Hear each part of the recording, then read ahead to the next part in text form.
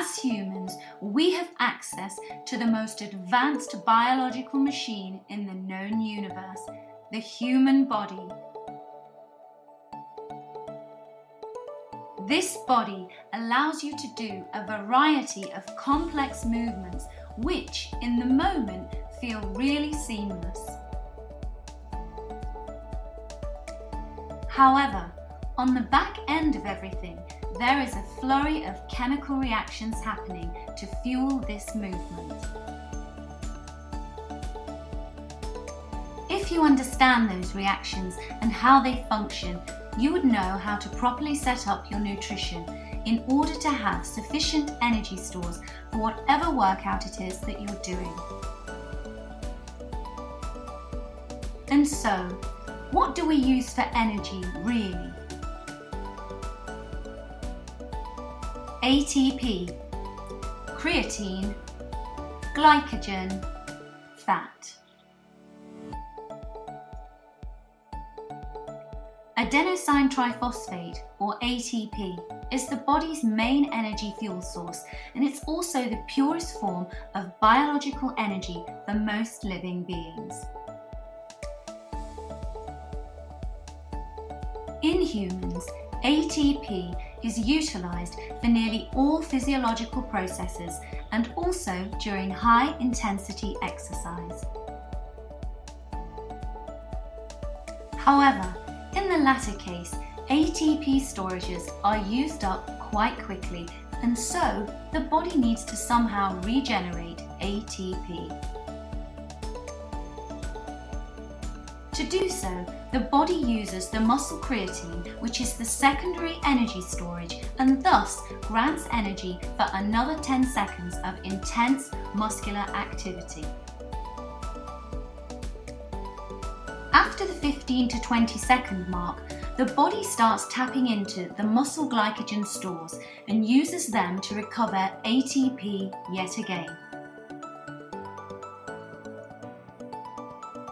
Note, the breakdown of ATP, creatine and muscle glycogen does not use oxygen in the first 40 seconds of muscular activity. This is called anaerobic energy release, and the word anaerobic stems from the Greek an, meaning no, and eros, meaning air. After the 40-second mark, the body starts using oxygen to break down muscle liver glycogen as well as fatty acids to regenerate ATP. Type of training. As you may already know, different activities are fueled differently, but for the most part, the end goal is regenerating ATP via utilization of creatine, glycogen, and fats. Therefore, we can conclude that those three are the main energy sources of the body. High-intensity activities. As we already discussed, high-intensity activities such as weightlifting, body weight training and sprinting utilize creatine and glycogen to fuel the short power burst muscular contractions. Creatine is a naturally synthesized compound in the body, while glycogen is the stored version of carbohydrates stored in the muscles and the liver. Now, while the body doesn't really need carbs to survive, they are your best bet when it comes to improving high-intensity athletic output, because glycogen has a simple structure that is easy to break down and use. For this reason, you should pay close attention to your nutrition, which must ensure a sufficient amount of carbs.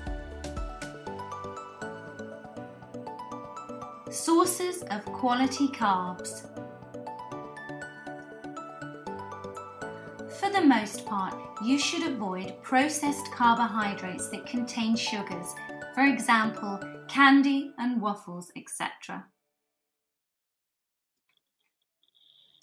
And instead, focus on quality, whole food sources of carbs.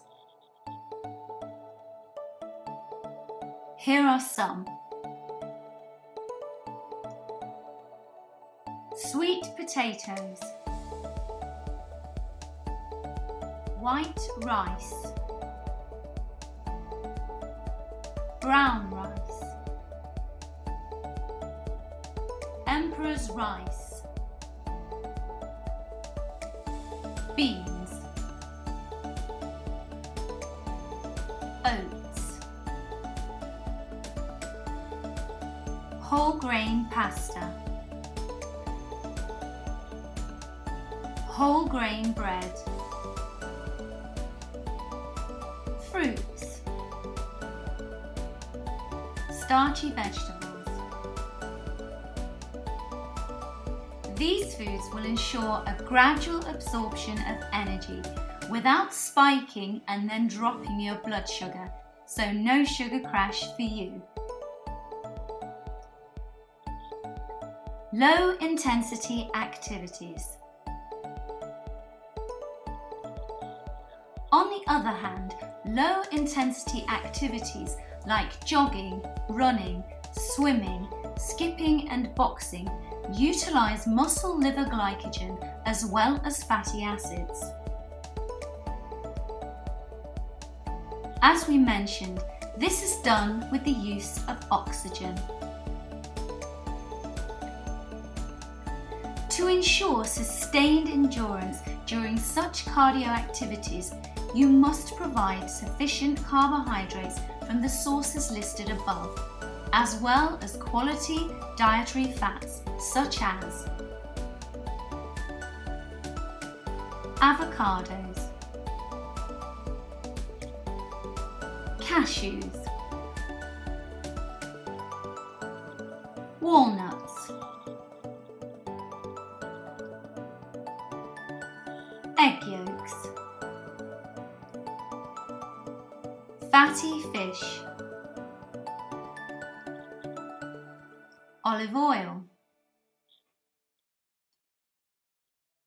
and coconuts. Take-home message. Regardless of the activity that you're doing, deriving quality carbohydrates and dietary fats from your diet is essential for performance and recovery. Ultimately, the goal is to have a balance between protein, fats, and carbs coming from quality whole food sources. This, of course, would not mean completely excluding your favourite sweets, but just make sure they don't make up more than 10% of your total daily food intake.